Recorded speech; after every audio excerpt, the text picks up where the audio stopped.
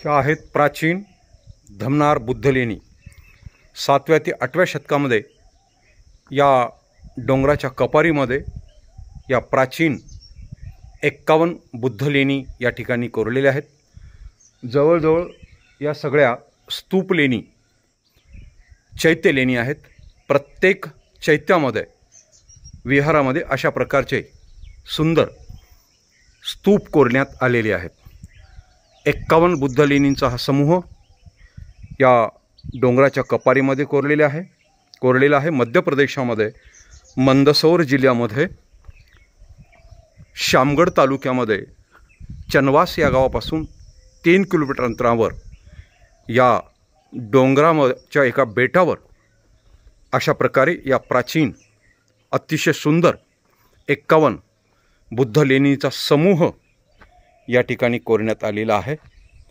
पाहू शकता तुम्ही, हा आहे धमनारचा डोंगर आणि याच डोंगर रांगांवरती अतिशय सुंदर अशा प्रकारची ही बुद्धलेणी, अर्थात हा आहे अतिशय सुंदर छताला टेकून कोरलेला बुद्धस्तूप।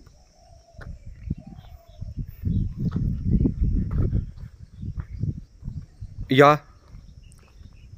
हिनयानपंथीय बुद्धलेणी आहेत, कारण इथं बुद्धाची मूर्ती नाही आहे, फक्त बौद्ध प्रतीके, चैत्य आणि स्तूप कोरण्यात आलेले आहेत, म्हणून या हिनयानपंथीय लेणी आहेत।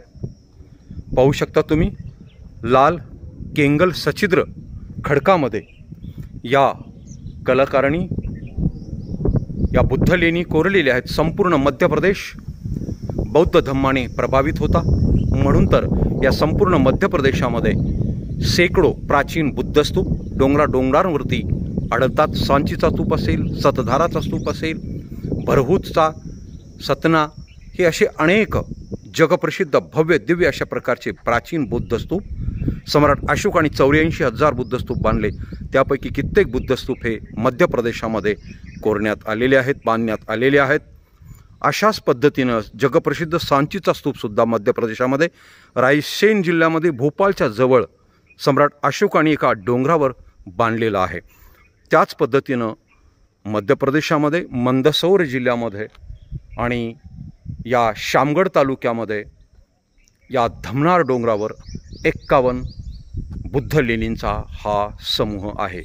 आज 13 मे 2024 रोजी आपण या धमनार बुद्धलेणीला भेट देऊन या धमनार बुद्धलेणीचं या ठिकाणी चित्रीकरण करून संपूर्ण